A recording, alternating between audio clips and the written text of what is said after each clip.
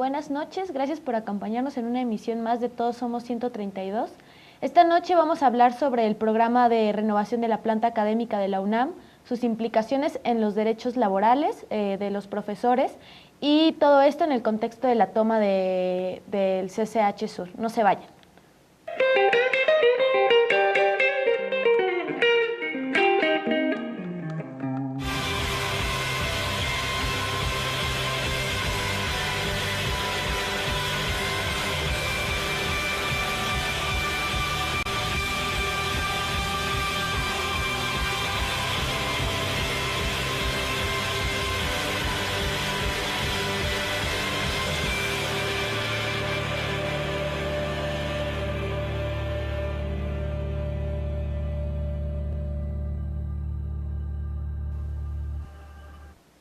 Buenas noches, gracias por estar con nosotros en Todos Somos 132. Pues como les mencionaba hace un momento, hoy vamos a hablar sobre este programa que existe de la renovación de la planta académica de la UNAM y todas las implicaciones que tiene la aplicación de este programa. Y para hablarnos de todo lo que está sucediendo actualmente y con la toma del CCH y toda la organización de profesores que está sucediendo en este momento, está con nosotros en el estudio Leda Rendón. Muchas gracias por acompañarnos. Gracias por la invitación. Sí. Y Dante Bello, que también es profesor del CCH Sur. Hola, gracias a todos por la invitación y pues vamos a platicar, ¿no? Sí, bastante, ¿no? Hay muchísimo que decir. Muchísimo, y que me gustaría pues también iniciar un poco pues esta plática con el contexto, que es como algo que detona de cierto punto mediáticamente, pero que queda hasta ahí, ¿no? Que es, hay un paro en CCH Sur, los profesores toman de cierta forma las instalaciones, no hay clases el 13 de marzo. ¿Me podrían explicar un poco qué ocurre? Porque este es como el punto como mediático, pero que hay que analizar más a fondo porque es hasta donde se queda, ¿no? En la información que revisamos. Pues esto comenzó, digamos que la convocatoria del 11 de noviembre es la gota que derrama el vaso de una serie de insatisfacciones de los académicos en la UNAM. Es verdad que esta convocatoria es discriminatoria, anticonstitucional, viola el estatuto del personal académico de la UNAM, pero es, digamos, esta gota que derrama el vaso. Se abre una caja de Pandora de una serie de insatisfacciones. ¿Cuáles son principalmente estas insatisfacciones? Los bajísimos salarios. Los salarios básicamente de hambre que tenemos los maestros de asignatura en la Universidad Nacional. Hay que pensar que alrededor del 80% de la planta docente de la Universidad Nacional somos profesores de asignatura. ¿Qué ganamos? Entre 6,000 y un poquito más de 10,000 pesos, ya contando estímulos al mes, ¿no? Dependiendo de las horas que tengamos frente a grupo. El máximo de horas que se pueden tener frente a grupo, en este caso en el bachillerato, son 30 horas. Ajá. En las facultades son 40 horas, y lo que implica tener esas horas en el bachillerato. Entonces, bueno, a partir de esta convocatoria surge una especie de conciencia colectiva que dice qué está pasando con esta universidad, que todos amamos profundamente, pero que de alguna manera ha pagado mal a sus profesores. ¿Por qué ha pagado mal a sus profesores? Y justamente con la convocatoria esto viene a ser tan evidente. Gente que lleva 10, 15, 20, 25, 30 años esperando obtener una plaza de tiempo completo, que yo creo que habría que explicar muy bien cómo es este escalafón en la universidad para que quien nos esté viendo entienda de qué estamos hablando. No sé si me pueda detener un poquito ahí. Sí, totalmente. Habemos maestros de asignatura, que como dije hace un momento, somos el 80% aproximadamente, dependiendo de las dependencias, de la universidad. Estos maestros de asignatura, hay maestros interinos, que es aproximadamente el 50% de este 80%, que de alguna manera no tenemos básicamente ningún derecho, nos contratan cada 6 meses y nos dan grupos cada 6 meses y depende del gusto o afinidad que tengan las autoridades con tu trabajo o tu persona. Hay otra categoría que se llama maestro definitivo. Este maestro definitivo lo que tiene es simplemente horas que ya le pertenecen, es decir, que no las tiene que estar pidiendo semestre con semestre, pero solamente se tienen 5 horas, 6 horas, en el mejor de los casos hay quien tiene, en el caso del bachillerato, las 30 horas. Y luego está, bueno, aquí hay una serie de niveles también, ¿no? Que igual quien le interese un poquito más la información lo puede ver en nuestra página de Facebook y también en la página de la Asamblea General. Y luego están los maestros de carrera o los maestros de tiempo completo. Estos maestros de carrera o de tiempo completo tienen una cantidad de horas frente a grupo que va entre las 20 y las 12 y además tienen horas de apoyo, ¿no? Para investigación, para proyectos, etcétera. Y estos maestros, aproximadamente dependiendo de su antigüedad, etcétera, pues tienen un sueldo que va de los 30,000 pesos a los 80, 90,000 pesos, dependiendo de una serie de estímulos. Entonces es importante como saber un poco el esquema, ¿no? La estructura. Y bueno, están por otro lado los administrativos que en teoría tendrían que hacer que el trabajo académico funcione, que el trabajo académico fluya. Y eso no está sucediendo en la Universidad Nacional. Entonces, un poco retomando lo que decía hace un momento, esta convocatoria del 11 de noviembre se abre esta serie de insatisfacciones, ¿no? Salarios bajos, corrupción, poca transparencia en los concursos de oposición abierto. Y además, es absolutamente indignante que de pronto todos estos maestros que te comentaba, que llevan años esperando concursar a una plaza, de pronto salga una convocatoria en donde estas plazas se asignan de manera directa con una serie de requisitos que no son desconocidos. Sí, que me gustaría mucho que pues ahondáramos, ¿no? También en esta parte de cuáles son las cosas que se establecen en este estatuto que sale el 11 de noviembre, ¿no? En esta convocatoria, En esta convocatoria, ¿qué caracteriza a este plan que tienen para la renovación de planta académica y el subprograma, ¿no? Donde viene el nuevo ingreso de las generaciones? Pues mira, a partir de esta convocatoria del 11 de noviembre, de manera espontánea, en diversas dependencias de la universidad se empezaron a organizar asambleas, porque como es violatorio de la Constitución, de la legislación universitaria y, por ejemplo, en algún asunto legal con la Comisión Nacional de la Prevención de la Discriminación, no ha habido prácticamente en los bachilleratos ninguno que se abstenga de tener asamblea. En todos ha habido una movilización, claro, con las represalias de la autoridad, como lo sabemos que ocurre, pero creo que esto ha incentivado más la toma de conciencia colectiva, ¿no? En ese sentido, se plantearon en la Asamblea General unas 6 demandas que voy a plantear rápidamente para todos los que nos sintonizan. En primer lugar, que haya una derogación de ese programa. El programa se compone de 2 subprogramas, un programa de jubilación voluntaria, un subprograma de jubilación voluntaria y un subprograma de incorporación de jóvenes a la planta académica, ¿no? El programa de jubilación voluntaria pone un límite de edad de 70 años para los profesores, no se pueden jubilar antes. Y esto viola la Ley Federal del Trabajo, porque la Ley Federal del Trabajo contempla 28 años de servicio, se tenga la edad que se tenga, ¿no? Entonces lo ponen muy alto y los profesores pues, salen ya bastante cansados, traquetados. Hay una maestra de nuestra asamblea que está desahuciada en su salud y que nos ha dicho, nos ha comentado en la asamblea que debemos de luchar porque justamente lo que no debemos permitir es dejar toda la vida por una plaza y terminar con unas condiciones de salud terribles, ¿no? Sí. Y por el otro lado, su programa de jóvenes es discriminatorio y excluyente, primero porque pone un límite de edad, ¿no? Ajá. 39 años en el caso de nosotros los hombres y 39 años en el caso de las mujeres y 37 años en el caso de nosotros los hombres.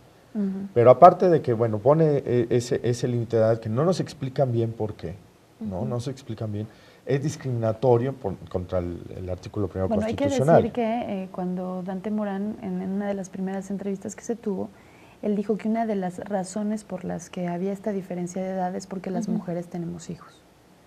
Entonces necesitamos un poquito más de tiempo para prepararnos, etcétera. A mí me parece absolutamente insultante. Lo cual es doblemente o triplemente discriminatorio, ¿no? Y a raíz de eso, pues pedimos que se derogue, pero no nada más para el asunto de componer la edad. No estamos en contra de que los jóvenes ingresen a dar clases en la sí, universidad. porque es mucho lo que se ha Ese es el mensaje que están ¿no? mandando muchas autoridades, Ujú. pero no es eso. Hemos tenido muchos jóvenes, nosotros entramos de esa edad y nunca ha habido tal diferencia, ¿no? Nos ponen programas de Proforet, de Paz, la MADEMS, cada vez van aumentando o cambiando las condiciones para quien quiera llegar a la plaza de carrera y cambian la jugada cada determinado tiempo como ahora, como una trampa para poder cernir y tener una fuerza política de parte de los directores. La tercera demanda es la segunda demanda es que haya un diálogo público con la máxima autoridad universitaria. ¿No? Hasta ahorita se ha negado el rector, absolutamente a hacerlo, ¿no? En el Consejo Universitario dijo que no teníamos argumentos, pero él ni siquiera nos ha dado la cara. ¿Cómo no conoce los argumentos que tenemos? Que haya un aumento salarial de emergencia, mientras el 3.5 no nos basta, el 4.5 es la inflación que tenemos, ¿no? La cuarta es la desaparición de los 4 años de sueldo para los exdirectores y funcionarios. La quinta, la ampliación de la matrícula, que es para preservar la materia de trabajo, pero también siendo solidarios y sensibles ante una demanda histórica del alumnado. Sí. Y la sexta, un retiro digno para todos los académicos, que después abundar en eso porque, híjole, también está terrible. Sí, y lo que me gustaría también hablar es como el 13 de marzo es como el boom, supuestamente, pero ¿qué viene detrás? O sea, se publica el 11 de noviembre y ¿cuáles son las diferentes acciones que se han realizado hasta este momento? Mira, a mí me gustaría un poco platicar en el caso particular del CCH Sur, porque me parece emblemático en este sentido, en torno a lo que yo comentaba acerca de la corrupción. En el caso del CCH Sur, a partir de esta convocatoria y como faculta a partir del artículo 51 del Estatuto del Personal Académico a los directores, ¿no? A poder otorgar estas plazas de manera directa, nada más que hay que ser muy cuidadosos, porque el artículo dice que habla de casos excepcionales, ¿no? Y parece que lo excepcional se convirtió en la regla. Bueno, entonces, a partir de esta convocatoria, el director del CCH Sur, Jaime Flores Suaste, de alguna manera repartió las plazas sin comunicar realmente a la comunidad cuáles eran los lineamientos para otorgar estas plazas. Sabemos que esto tendría que haber pasado por el Consejo, pero no sucedió así. El director lo que hizo fue mandar los expedientes directamente de las personas que ya quería que tuvieran las plazas. Y muchas personas que cumplían con los requisitos de edad y de grado académico no entraron en estos documentos que mandó el director. Entonces, de alguna manera, ahí hay un sesgo y hay una opacidad terrible. Entonces, a partir de que él empezó a otorgar las plazas por favores políticos, por favores amistosos y desgraciadamente por favores amorosos, hay que decirlo, con todas sus letras, hubo un gran descontento en el CCH Sur, un gran descontento, una gran desilusión de esta Universidad Nacional que ha prometido tanto a sus académicos, que les ha dicho que si se preparan más, van a tener unas mejores condiciones de trabajo. Esa ha sido la promesa durante décadas. Y eso no sucedió. Tan no sucedió que de pronto gente que lleva 2 años trabajando en la institución, de pronto tiene la posibilidad de acceder a una plaza de tiempo completo, aunque solo sea por 3 años, pero con el triple de salario, ¿no? O sea, sí hay una serie de ventajas que tienen estos jóvenes académicos, que nos parece extraordinario que eso suceda. Pero ¿qué pasa con la universidad? Que desprecia a la gente que ha trabajado años con la institución y que además no solamente la desprecia, sino que nos ningunea. A mí me gustaría comentar esto que dijo Dante Morán en una de las reuniones que tuvimos, que a mí me parece alarmante, como muchas de las autoridades nos ven como un número más, cuando somos personas muy preparadas, muy comprometidas, ¿no? Por ejemplo, él dijo, pues si no les alcanza con las 20 horas de trabajo en la UNAM, consíganse 20 horas de trabajo en otro lado. Ustedes deberían sentirse orgullosos de trabajar en la universidad. Con eso debería de bastar para que ustedes estén bien con la Universidad Nacional. Y que, bueno, perdona que te interrumpa, pero que viene como en torno a toda esta problemática de exclusión que plantea el propio programa y que también que dentro de la estructura, por ejemplo, del CCH Sur, hay que ahondar también en esto, pero tenemos que irnos a un corte y nosotros regresamos en un momento, no se vaya.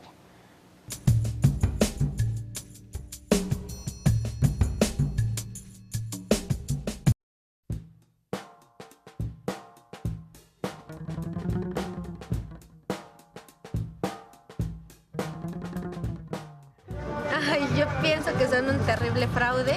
Porque siempre te tratan de dar un mismo mensaje. Por eso digo, para nosotros todo es ridículo. Bueno, mira, la verdad es que ya no son creíbles muchas cosas, ¿verdad? Manipulan muchos asuntos. O sea, siempre es como una gran mentira sobre una mentira tapando una mentira. O sea. Los medios de comunicación, la radio, la televisión, pues es lo mismo que los políticos. Amarillistas te engañan a la gente. Que lo que no pasa en la televisión no existe. Lo que es el internet muestra a veces mucho lo que es la verdad. Que estemos ahí siendo protagonistas, ya no espectadores, ¿no? Creo que eso sería para mí el sueño ideal con los medios. Ajá. Rompevientos. ¿Rompe qué? No sé, es como un elemento que está contracorriente. Como rompiendo barreras de algo que te impiden. Sí, como algo diferente. Sí, como algo que va en contra de lo común. Romper como barreras o pasares. Cambia la dirección de lo que hemos venido, lo que hemos estado viendo últimamente. Lo que hemos estado viendo siempre, tal vez. Es un cambio. Como romper una barrera, un mito. ¿Qué pasa si rompe todo, no? O es lo que yo me imagino. ¿O qué es?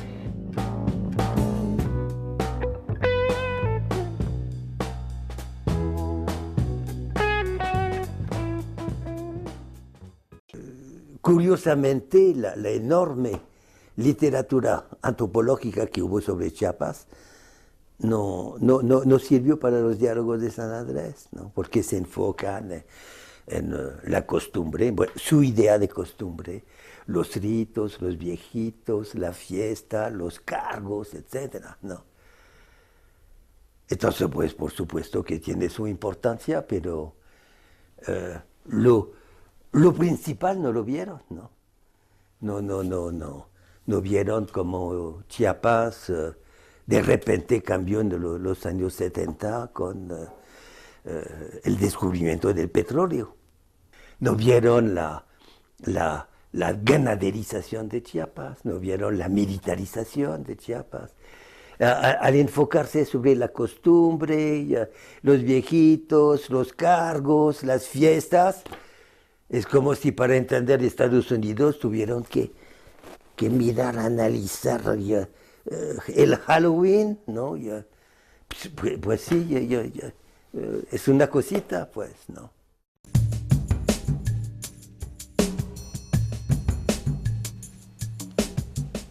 Gracias por continuar con nosotros en Todos Somos 132. Y bueno, antes del corte, Leda nos estaba platicando pues muy a fondo sobre cómo es esta estructura, ¿no? Que caracteriza así al CCH Sur, pero que de repente también tiene un repliegue en toda la universidad. Sí, yo estoy verdaderamente sorprendida porque uno pensaría, cuando iniciamos esto en el CCH Sur, a veces parecería que la autoridad que está local, ¿no? Es la única que se comporta de esa manera y desgraciadamente por cómo ha ido evolucionando el movimiento nos damos cuenta que es un pensamiento de toda la universidad, ¿no? Esta idea de concentrar el poder en muy pocas manos para finalmente tener el control, ¿no? Y nada más para terminar cómo surgió, digamos, esta explosión en el CCH Sur. A partir de, bueno, esta convocatoria, en fin, que el director empezó a entregar las plazas de manera muy extraña, los maestros de alguna manera nos reunió la indignación, la absoluta indignación. Y eso hizo que en el CCH Sur en particular el movimiento cobrara mucha más fuerza y vitalidad. Y es muy emocionante ver cómo esto que explotó de manera particular en el CCH Sur se está replicando en los otros bachilleratos y también en las facultades, porque finalmente se están moviendo fibras muy importantes en la comunidad académica que hace mucho tiempo no se movían. Y creo que es muy importante este movimiento magisterial porque sabemos finalmente que esto es una política que aunque no está dicho de esa manera, se quiere volver a las universidades empresas, en donde hay una clase social que domina, que controla los presupuestos, las horas laborales, y hay una clase que está totalmente enajenada porque tiene el trabajo de la universidad, tiene que tener una serie de trabajos por fuera, porque evidentemente con el salario de la universidad no alcanza para sostener una familia, bueno, no alcanza ni para sostenerse uno solo. Entonces, esta estructura, este tejido social, esta palabra que les gusta tanto a los políticos, está totalmente desarticulado. Es de pronto tan difícil poderse reunir con los profesores, porque claro, todos tienen muchísimas actividades. Sí. Y bueno, también me gustaría que en este contexto, ¿no?, de esta verticalidad que hay y de la manera en cómo se entregan las plazas, ¿no?, y que se ve en nivel micro, tal vez en el CCH Sur, pero cómo se ve a nivel macro en la Universidad Nacional y más cómo esta manera de entregar las plazas se está de cierta forma legitimando a través de estos planes que se están lanzando. Yo creo que el problema de fondo viene dado por las demandas, en el sentido de que su programa es discriminatorio, ya explicamos el por qué, ya hemos hablado de los artículos que se violan, pero también las plazas por artículo 51 quedan totalmente al designio del director y de su consejo técnico que generalmente, o su consejo interno que generalmente ellos ponen a la gente que quieren, ¿no? En ese sentido, es muy importante señalar que en el fondo la pelea es contra una manera de dirigir la universidad que concentra todo el poder de las plazas académicas en grupos políticos, y esto es lo que no está funcionando, ¿no? Tanto para las plazas por artículo 51 como para las plazas del subprograma, porque en el subprograma también contempla que debe haber una carta del director aprobando que ese profesor puede concursar. Habemos muchos profesores en el CCH y en la universidad que cumplimos varios requisitos, a lo mejor la edad no, o a lo mejor algún maestro por ahí, los posgrados no, pero al tener esas condiciones, pues la universidad podría ser sensible ante esto, ¿no? Aquí hay algo que me parece muy importante señalar, porque yo creo que muchos profesores están sintonizando el programa, profesores que no se acercan a las asambleas por temor o por miedo al castigo y a las represalias, sobre todo hacia los estímulos, ¿no? Yo creo que el país vive un problema muy fuerte, una crisis social terrible de desigualdades generadas por reformas y por cosas que vienen de otro lado. Hace rato mencionaba Leda el asunto de la universidad de empresa, que es algo que hemos comentado sobre una conferencia que dio Chomsky me parece que en Massachusetts, y que tiene que ver también con estos proyectos de universidad alternativo que se vienen planteando desde Paulo Freire, que se vienen planteando desde gente como Pepe Revueltas, y que a últimas fechas el doctor González Casanova, cuando renunció al SAGE y empezó a hacer una vida por otro lado, siguiendo más como estas cosas legítimas, han dado a notar que la universidad tiene unos planteamientos hacia el siglo XXI. Y en medio de estas crisis de reformas que hay en el país, la universidad todavía conserva una probidad moral, un prestigio que está sentado no nada más en el saber, en lo académico, en la investigación, la difusión de la cultura, sino en la personalidad de los profesores, de los alumnos y de los trabajadores, que es lo que le reditúa la verdadera legitimidad y no los funcionarios. En este sentido, yo creo que la vía de la universidad va más por los académicos, por los alumnos y por los trabajadores que por los funcionarios. Ellos deberían de ganar menos. Ellos deberían también de tener límites de edad para sus gestiones. Ellos no deberían de gozar de 4 años de salario cuando hayan dejado su puesto. Entonces, estas cosas no las quiere platicar el rector, no se quieren abrir en el consejo universitario. Entonces, creo que es necesario ese debate porque si perdemos el prestigio de la universidad, creo que México pierde algo tan importante, entonces sí la caída va a ser franca. Y no estamos diciendo que el prestigio está aquí conmigo o con ella.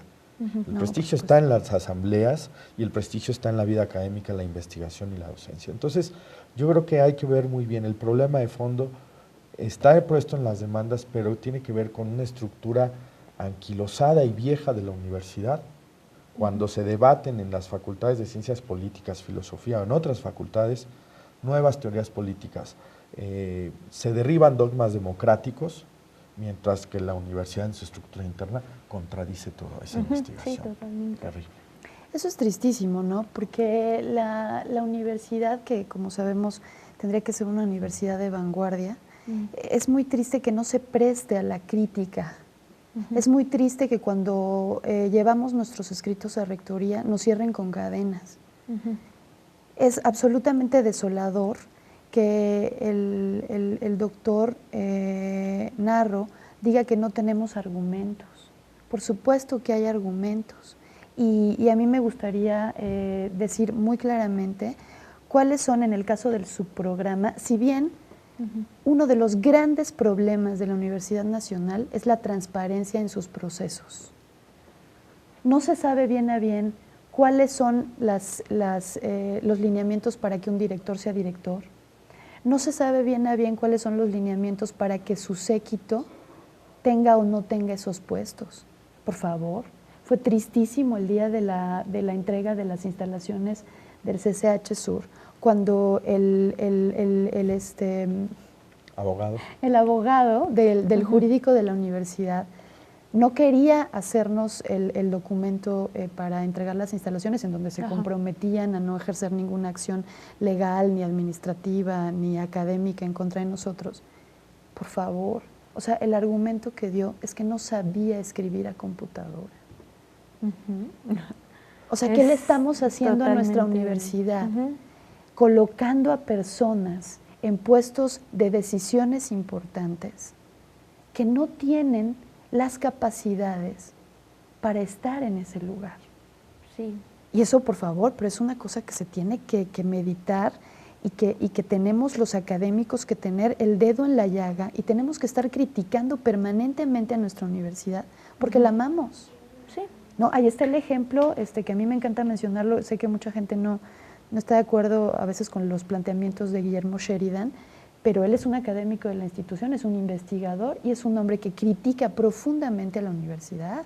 Sabemos que el rector Carpizo también tiene un texto, el exrector Carpizo tiene un texto extraordinario en donde está hablando de las grandes deficiencias de la UNAM. Si queremos seguir siendo una institución de vanguardia, tenemos que ser profundamente críticos, ¿no? Sí, y bueno, que a propósito de todo este contexto, me gustaría que viéramos como el video donde leen la carta, un fragmento de la carta que realizan a Narro, donde expresan las exigencias ante este tipo de programas, ¿no? Y de estructura de la UNAM. Vamos a ver el video y regresamos.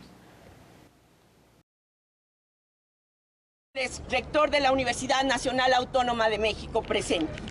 Nos dirigimos a usted nuevamente con relación al programa de renovación de la planta académica de la UNAM y en particular al subprograma de incorporación de jóvenes académicos de carrera a la UNAM, publicado en la Gaceta UNAM con fecha 11 de noviembre del 2013, número 4559.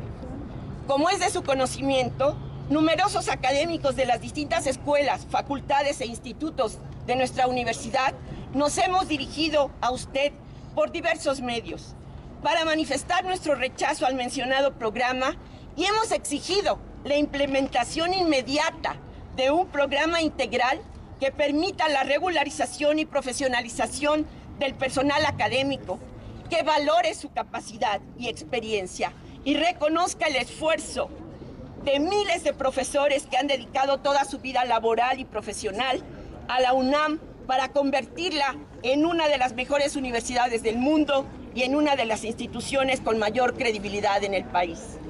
Como le hemos expresado anteriormente, consideramos que dicho subprograma es ilegal porque contraviene la legislación universitaria, Violenta los requisitos que el Estatuto de Personal Académico establece para acceder a las plazas de carrera.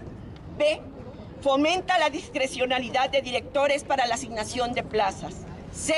Es discriminatorio y viola la legislación laboral al imponer límites de edad sin justificación alguna sobre los méritos académicos y los años de servicio. Además de infringir derechos humanos básicos, este programa desconoce la realidad de la mayoría del personal académico de la UNAM. Bueno, pues el video que acabamos de ver expresa de cierta forma las exigencias, ¿no?, que se están llevando a cabo por parte de los profesores, y que mencionabas muy bien antes del video la parte de la crítica, la autocrítica, ¿no?, de que debería ser por parte de la UNAM, y que aparte es súper importante ahondar porque estos planes violentan tanto la propia estructura de la universidad, como tanto violentan estatutos, hasta tratados internacionales en materia de derechos laborales, derechos humanos, ¿no? Me gustaría que hablaras un poco sobre cuáles son estatutos que se violan en materia de legislación. Sí, por supuesto. Mira, por ejemplo, se viola la Constitución Política de los Estados Unidos Mexicanos en su artículo 1, que dice a la letra: queda prohibida toda discriminación motivada por origen étnico o nacional, el género, la edad, las discapacidades, la condición social, las condiciones de salud, la religión, las opiniones, las preferencias sexuales, el estado civil o cualquier otra que atente contra la dignidad humana y tenga por objeto anular o menoscabar los derechos y libertades de las personas. Entonces, al marcar una edad determinada y además una diferenciación de edad entre hombres y mujeres con un argumento como el que esgrime el señor Dante Morán, director de la DEGAPA, me parece terrible. La Ley Federal para Prevenir y Eliminar la Discriminación, que dice a la letra en su artículo 4, para los efectos de esta ley se entenderá por discriminación toda distinción, exclusión o restricción que basada en el origen étnico o nacional, sexo, edad, talla pequeña, discapacidad, condición social o económica, condiciones de salud, embarazo, lengua, religión, opiniones, preferencias sexuales, estado civil o cualquier otra, tengan por efecto impedir o anular el reconocimiento o el ejercicio de los derechos y la igualdad real de oportunidades de las personas. Y finalmente, además de que también el Estatuto del Personal Académico, los lineamientos generales para la igualdad de género en la UNAM, que dice en su artículo 1, los presentes lineamientos son de observancia obligatoria en la Universidad Nacional Autónoma de México y su finalidad es establecer las normas generales para regular la equidad de género como una condición indispensable y necesaria para lograr la igualdad de género.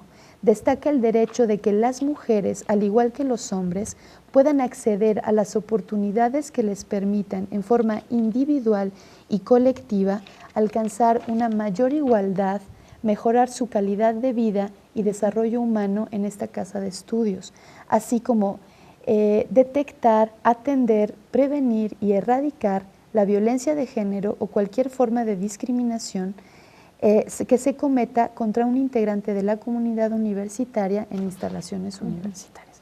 Y al establecer una diferencia de edad, ya plantea de base una exclusión y hay una discriminación evidente. ¿Por qué un hombre y una mujer tienen que tener momentos diferentes por la edad? Y lo que es más grave, que fue la misma autoridad la que hizo esto. Y que aparte en las declaraciones recientes de Narro se niega una total exclusión, ¿no? Y bueno, este es un problema gravísimo y que hay que seguir ahondando en el siguiente bloque porque tenemos que irnos a un corte y nosotros regresamos. No se vayan.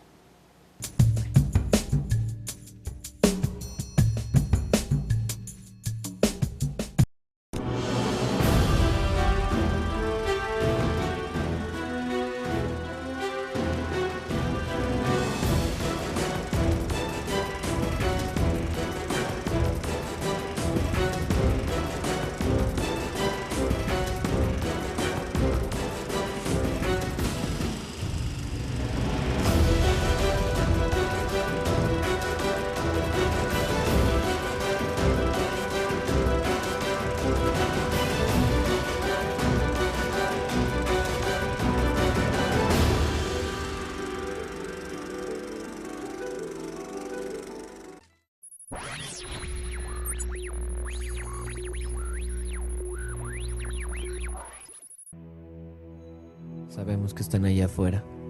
Podemos sentirlos. Sabemos que allá arriba tienen miedo a que la gente se informe. Temen al cambio. No conocemos el futuro. No hemos venido a decirles cómo acabará esto. Hemos venido a decirles cómo va a comenzar. Cuando termine esta señal, podremos ver lo que allá arriba han callado. Les mostraremos un medio sin nexos con los poderes fácticos.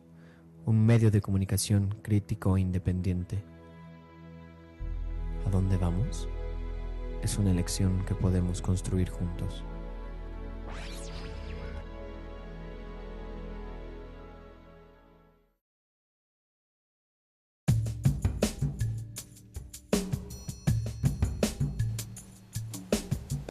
Buenas noches, gracias por continuar con nosotros y bueno, en este segmento del programa me gustaría mucho que pues ahondamos como en la parte también de los derechos laborales, los derechos respecto a la igualdad de género, ¿no? Que violentan este tipo de planes que establece la UNAM, pero también hay una violación en tanto el estatuto del personal académico, la manera en cómo se contrata a los profesores, la asignación de plazas. ¿Me podrían hablar un poco cómo se violenta toda esta pues sí, propia estructura de la universidad?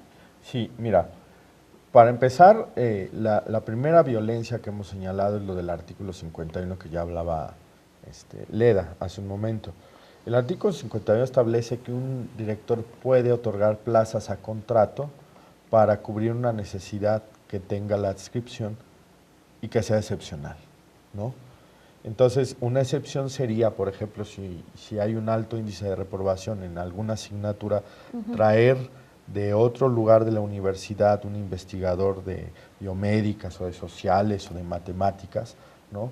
Un doctor, un postdoctor, ¿no? Traerlo para generar todo una estrategia para elevar el nivel de rendimiento y que se le diera la cara a la comunidad para explicar por qué se está haciendo eso, y que esta persona tuviera 3 años la plaza a contrato para desarrollar el programa y después pues ponerla nuevamente a concurso para que si él quiere permanecer o alguien más quiere permanecer con ese proyecto, eso es lo que establece el artículo 51. Pero en el caso de CCH y de muchas dependencias no es así. Sin explicar lo excepcional, se le dan los nombramientos de plaza a contrato a gente cercana a los grupos políticos o lo que decía hace un momento Leda, ¿no? Los amiguitos, los favores y todo esto. Y nunca se da un criterio de transparencia que le hace mucha falta a la universidad para los concursos y para estas cosas, porque también los concursos son unas superestructuras. Tenemos casos en el plantel que ha habido profesores que han ganado el concurso y vienen unas maniobras y se le retiran la plaza que ya ha ganado. Un profesor que tiene esa situación 10 años atrás, ¿no? O de alguna otra maestra que se evidenció que en el concurso hubo plagio y las autoridades aceleraron todo y ya parece ser, ellos dicen que no se puede hacer nada. Entonces ahí están las violaciones sistemáticas. ¿Qué hay de fondo? Donde se necesita transparencia para los procesos, para los jurados, las comisiones dictaminadoras. No estamos diciendo que todos nuestros compañeros maestros estén involucrados en casos de corrupción, pero a veces con uno de ellos que esté decantado en su dictamen y favorecido para hacer una maniobra ahí, pues eso violenta evidentemente la legislación. ¿Qué hay que hacer? Pues ahorita hay hay un diálogo pendiente. Yo les conminaría que invitaran al profesor Bouzas, ¿no? Sobre el asunto del nuevo EPA, que platicaban sobre eso, y los otros compañeros de las otras asambleas. En el video vimos a Luz María, Antonio, a Margarita, de todos los bachilleratos ahí, pero también de economía, de arquitectura, de ciencias políticas. Ayer de filosofía. Tuvimos profesores ahí en la Asamblea General que se iba en CCH. Hay en todos estos lugares colecciones interminables de casos de corrupción que no salen a la luz y de los que no se habla en el Consejo Universitario, de los que no se habla en las auscultaciones, o quien lo llega a hacer, pues inmediatamente tiene que esperar un castigo, ¿no? Entonces creo que eso es lo primero. Modificar el estatuto personal, modificar la legislación universitaria tendría que ir hacia la transparencia y la rendición de cuentas. No puede ser que el país avance más rápido en eso y la universidad siga enclaustrada en esos procesos. Sí. Hay que abrir los procesos para que toda la comunidad esté tranquila y no reaccione con tal indignación como lo hemos hecho en este caso, que primero cabe decir, tuvimos un paro activo de 2 días en el CCH Sur, tuvimos asambleas y consensos, estuvimos preguntándole al director, él fue en una ocasión, antes de diciembre, a tratar de explicarnos que él había generado su propia comisión para determinar quiénes eran los que iban a las plazas a contrato, pero una explicación ineficiente y con unas falacias terribles, se lo hicimos ver en el momento.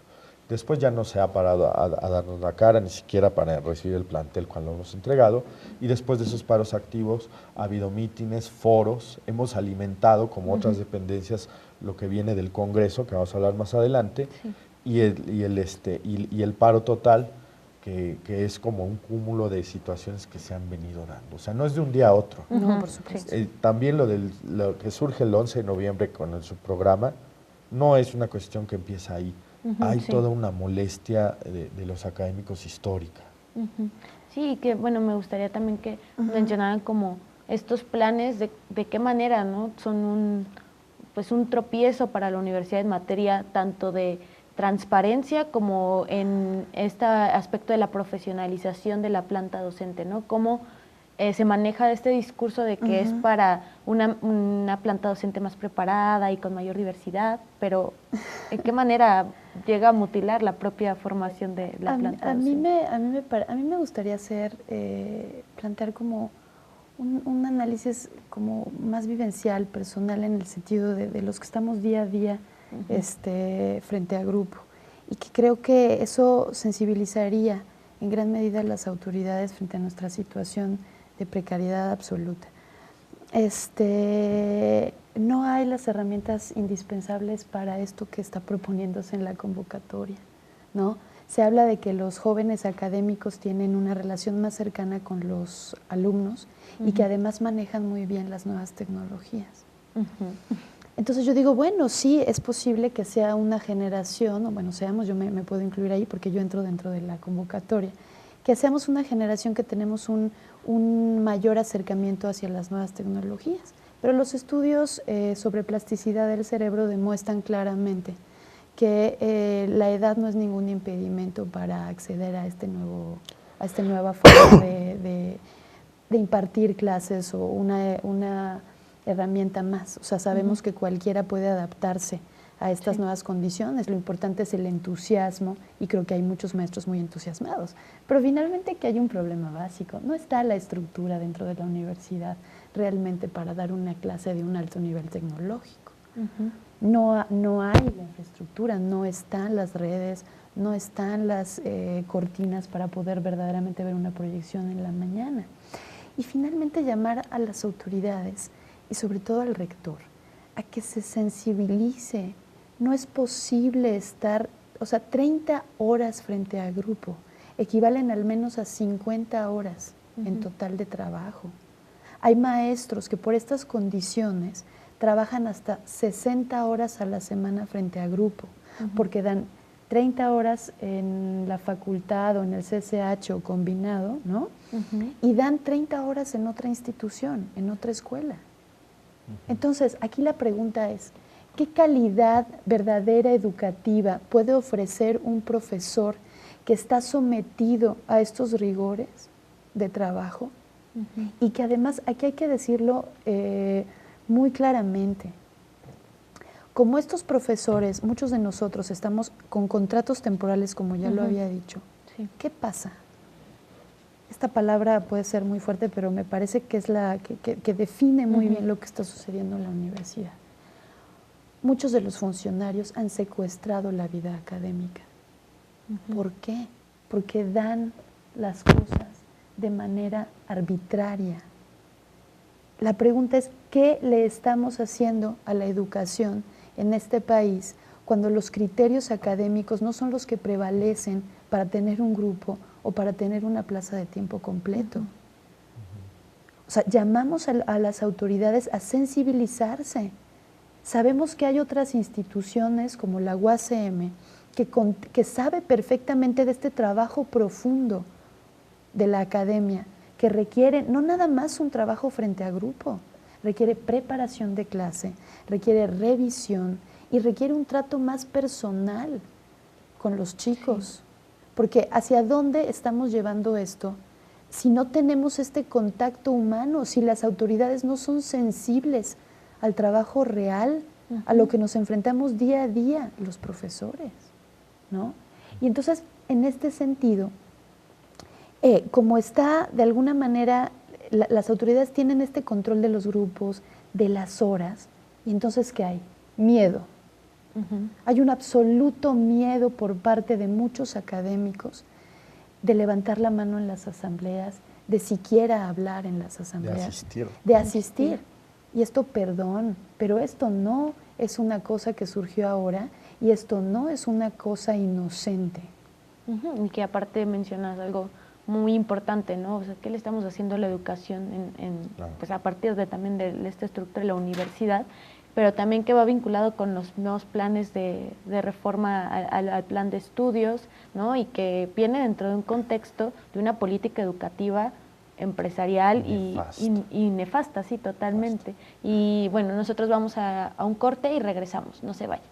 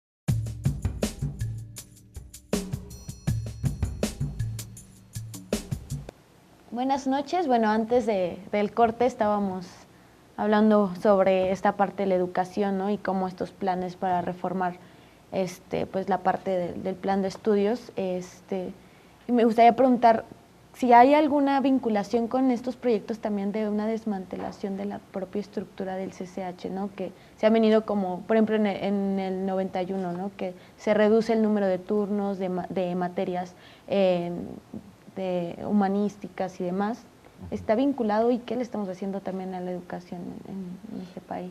Bueno, evidentemente hay un proceso paralelo a la liberalización del Estado en México, que tiene que ver con la liberalización de la educación, y se ha incrustado en la universidad y particularmente ha golpeado. Quien conoce la historia del CCH sabe que el CCH es una nueva escuela que tiene preceptos que incluso se comparten con la UNESCO de aprender a aprender, aprender a hacer y aprender a hacer, y que en su modo de investigación y de cultura y de pues transminación del conocimiento va ahondando en las capacidades de los alumnos. Un saludo a los alumnos porque son la razón de ser y de que estemos aquí de pie, claro. Y a los compañeros profesores y trabajadores. Y en ese sentido me parece que don Pablo González Casanova fue muy claro en su proyecto de Universidad del Siglo XXI, ¿no? Él dice que los funcionarios no acumulen este capital político, que no se vuelvan ellos como actores de campaña política, ¿no? Esto pasa dentro de la universidad y luego los vemos afuera, en la Secretaría de Salud o en la Secretaría de Gobernación o en algún otro lado. Eso ha pasado incluso en muchos lugares como en el CCH, ¿no? Y en ese sentido me parece que también tener un proyecto alternativo, incluyente, donde los académicos, los trabajadores y los alumnos decidamos el futuro y el destino de la universidad y del colegio, pues me parece que sería lo más sano, sería la dinámica para sanear todo este asunto, ¿no? Si en un momento dado nos ve don Pablo, que también lo andamos buscando y le mandamos un saludo, queremos que sepa que queremos recuperar el proyecto originario del CCH, queremos recuperar más enseñanza en las humanidades y combinación, no contraposición, con las ciencias experimentales y con otro tipo de disciplinas para que se integre un conocimiento verdadero, ¿no? Y resonándolo un poquito con lo que hemos comentado en diversos foros, alumnos y profesores del CCH Sur, sobre la escuelita zapatista, ¿no? No queremos un CCH sin nosotros, nunca más un CCH sin nosotros. Y lo que hemos hecho, los paros activos, el paro total, los foros, es un ya basta. Muy al estilo de los compas, que también si llegan a vernos, pues el cortán le cae en su calle. Y bueno, a propósito de lo que mencionaba sobre los preceptos, ¿no? de la construcción del CCH, esta acumulación de poder, ¿no? que se tiene, ¿qué vinculación hay con y qué implicaciones tiene con que las plazas sean, o sea, que no sean plazas definitivas, sino que sean puestos que se van renovando cada 6 meses? Y qué importancia, ¿no? tiene esta exigencia de que tengan una plaza fija, ¿no? Hay que ser cuidadoso con el tema de la plaza. Porque luego dicen que todos queremos una plaza de tiempo completo. Y estaría maravilloso. Pero no es esa nuestra exigencia. A ver, una de nuestras exigencias fundamentales es que el personal académico de asignatura sea definitivo. En esta escalafón que te explicaba yo al principio, del programa, es decir, que no esté bajo la disposición de las autoridades su contratación o no, sino que el profesor pueda realmente ser dueño de sus horas y ser de alguna manera más libre. Es decir, no estar teniendo que caerle bien a la autoridad en turno o hacer las cosas que la autoridad en turno decida, ¿no? Que muchos de ellos están en campaña permanente y utilizan los recursos de la institución para estar en campaña y acceder a puestos mayores, que eso es tristísimo. O sea, en vez de preocuparse por la educación, se preocupan por los números, se preocupan por llenar formatos y porque haya más cantidad de egresados, no importa si estos egresados van a tener las herramientas suficientes para enfrentar el mundo que sabemos que es muy complicado, ¿no? Entonces es indispensable que exista esto que nosotros llamamos basificación, ¿no? del personal académico, porque entonces ya se reduce de alguna manera el espectro de poder que tienen los administrativos por encima de los académicos. Hay que decir que hay dependencias dentro de la universidad que hay más administrativos que académicos.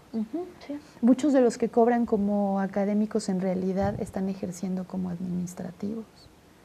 Y entonces, claro, de pronto Dante Morán nos dice, pero ¿cómo? El 70% del presupuesto de la universidad se destina para el pago de los académicos.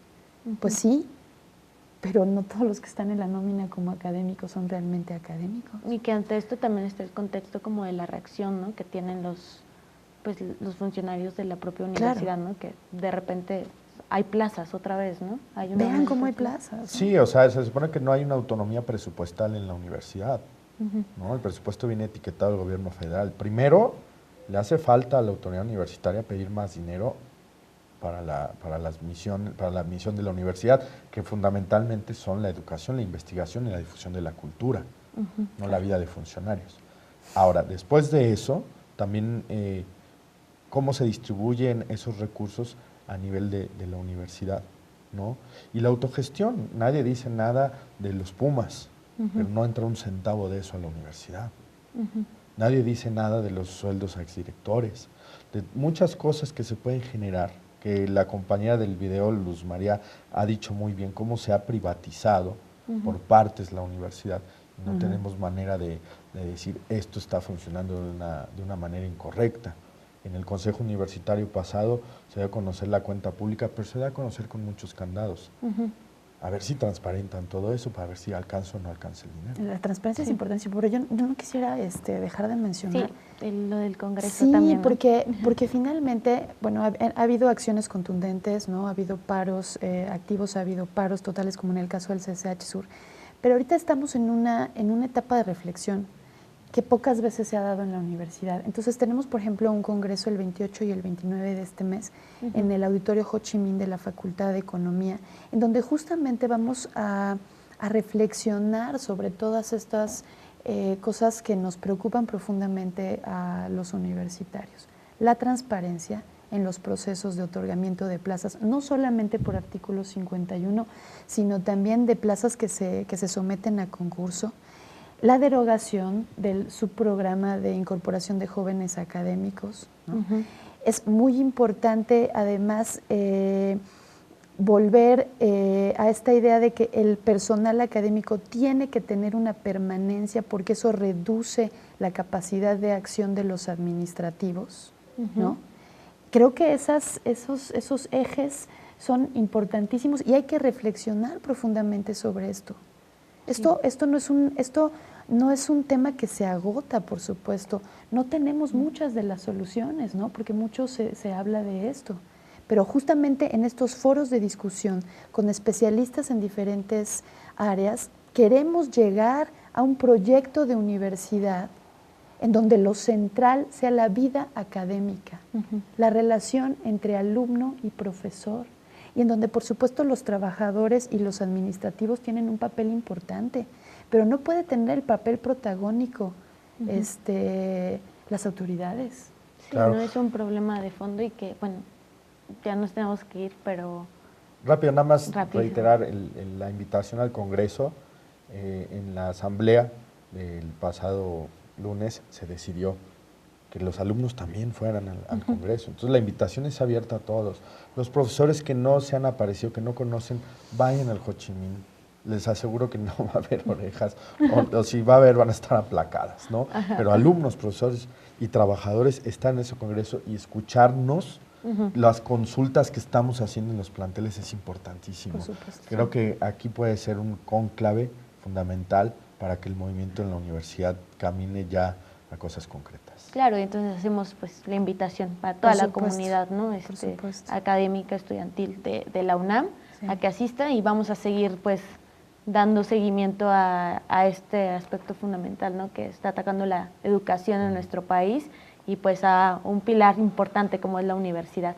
Muchas gracias, Leda, Dante, por haber estado aquí con nosotros. Muchísimas gracias. Gracias a ustedes. Sí, gracias. Nosotros nos vamos, pero sigue 0 decibeles, así que no se vayan. Nosotros nos vamos, pero nos vemos el próximo programa.